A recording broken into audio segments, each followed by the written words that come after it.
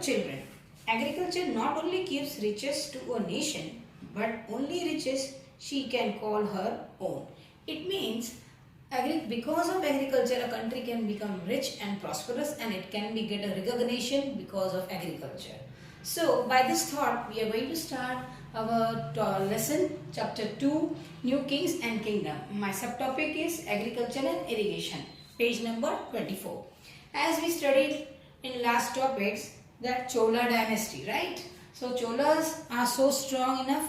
They used to do many things, many activities, what we have studied last topic, right? Now, how did the Chola rulers improve agriculture? We are going to see this. Many of the achievement of the Cholas were made possible through the new development in agriculture. So they focus more on agriculture. Now, why they focus on agriculture? As you know, Chola dynasty was in Kaveri Delta, full of the Kaveri Delta. So you can find, because of the Kaveri only, they thought it is a very good agriculture. And as you know, where there is a delta, there the land is fertile. The two important things are very important. The two important things were, first is fertile land and sufficient of water. These two things are very important for Chola's development. Right. The river Kaveri branches off into several small canals before falling into the Bay of Bengal. These channels overflew frequently. They deposited fertile soil on their banks. Water from the canals provided necessary moisture for agriculture, particularly in the cultivation of rice. So they started cultivation of more and more rice. After that, what they did for this agriculture, what they did for the agriculture and irrigation. Now, first what they did, clearing the forest,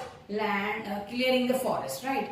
And the land to bring more land under the cultivation. And they thought we can cultivate more and more land, by that we can get more and more crops. Then, after this, they require irrigation for this. So, irrigation works were developed. And they started making new different types of irrigation. First of all, what they did, the well they were dug. Then canals they were constructed. Tanks they were constructed, and by that they can collect the rainwater. That means rainwater harvesting was from that time. Do you believe? Right. Then they build embankments to prevent the flooding. Now embankment means they build one of these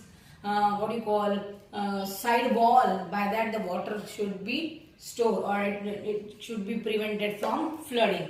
Then the Kaveri provided water irrigation for the fertile soil.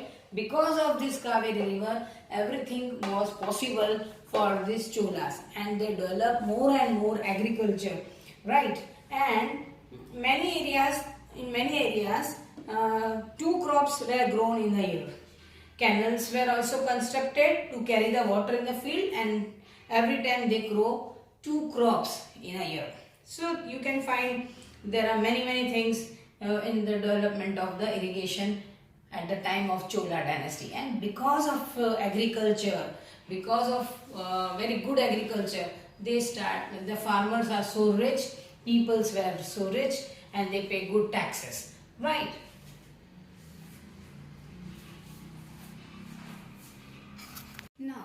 Now we'll talk about irrigation works, right? Irrigation works were developed in Tamil Nadu region. That is how they develop the irrigation, right? Large scale cultivation was there. For that they use an artificial irrigation like digging of wells, construction of tanks, construction of canals. By this they develop more and more irrigation, right? Then all this work require planning and organizing, right? Without planning, that nothing is possible.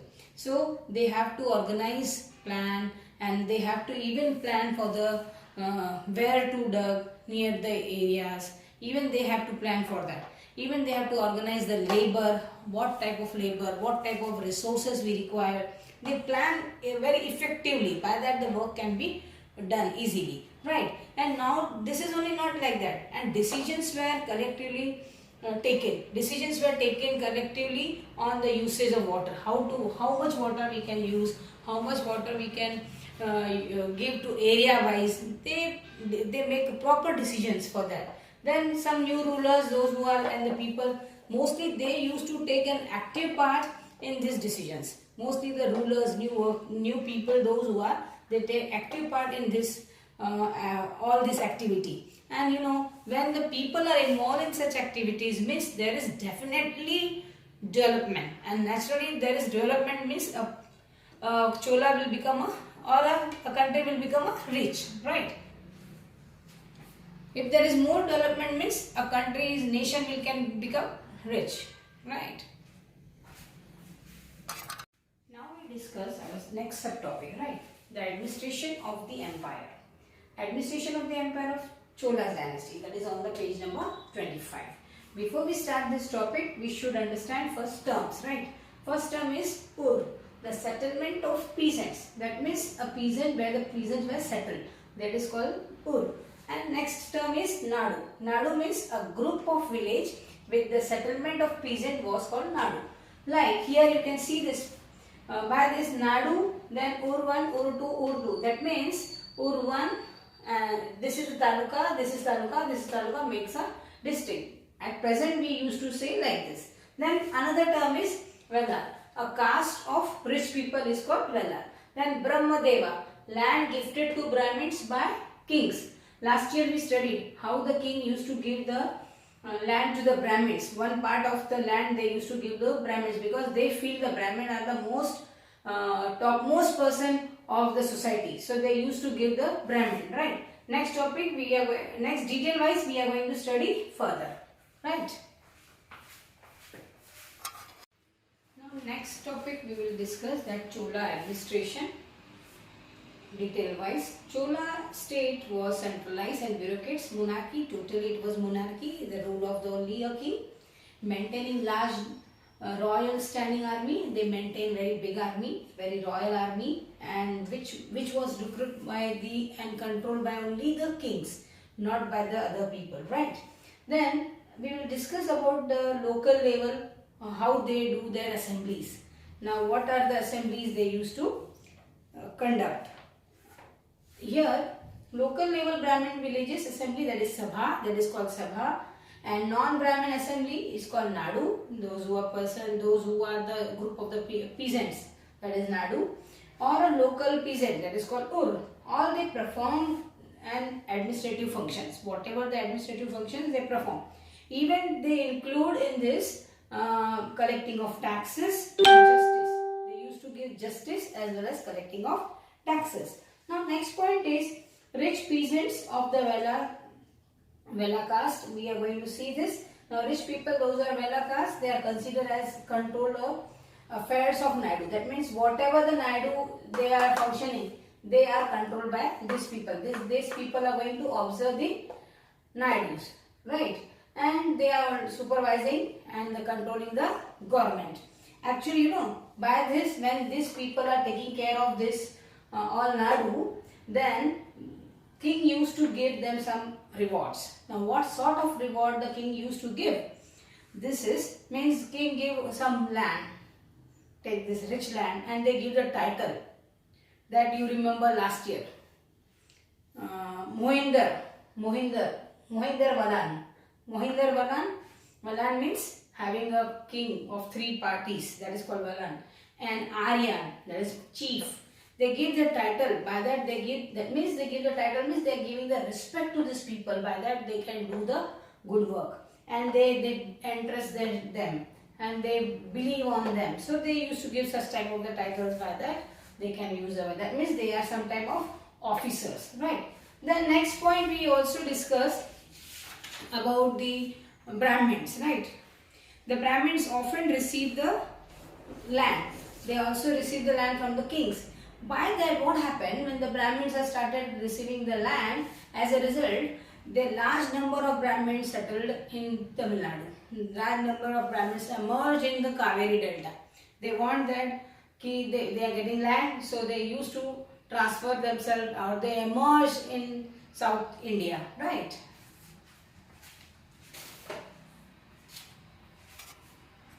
Now further topic, association of traders is known as Nagaram occasionally perform the administrative function in the town. Actually, those are the traders in the town.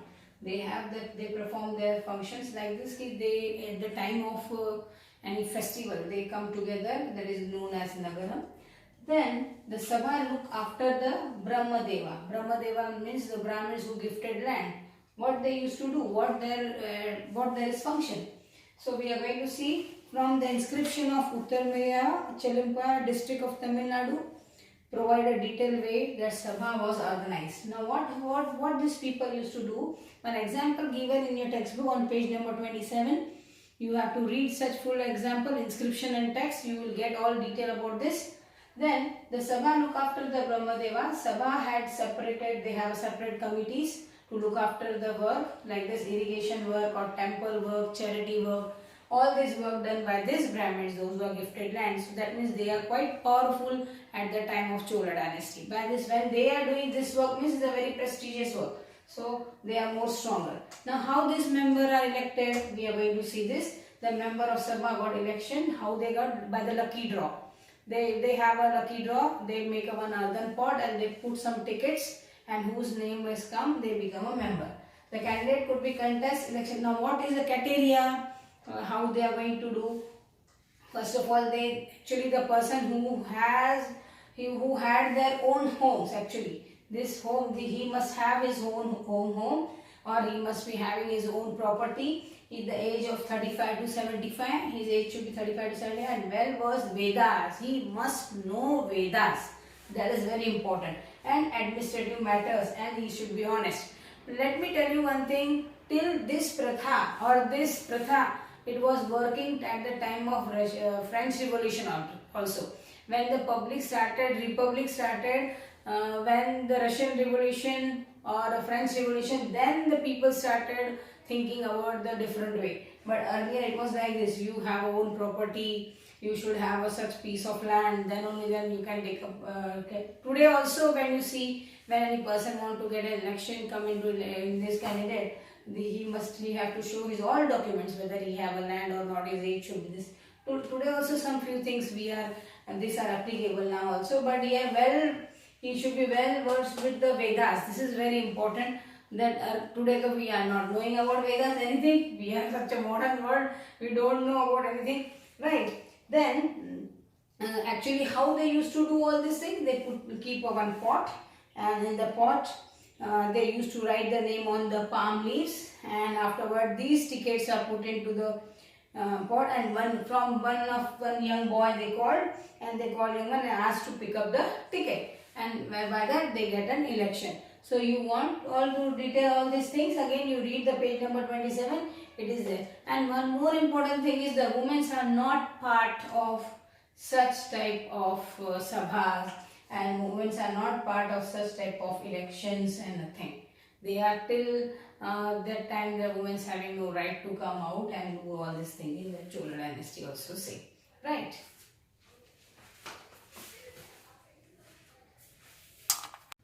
We will talk about the elections of today, present elections and Utturamura elections. When you see the Tamil village, that is Utturamura, that village, how the elections have happened, the people used to do the names, they write the names on the ticket of the palm leaves, and these tickets are put into the earthen pots, and from that pot they call the one young boy and they ask the tickets to take out the tickets, and they take out the ticket one by one, they form a committee.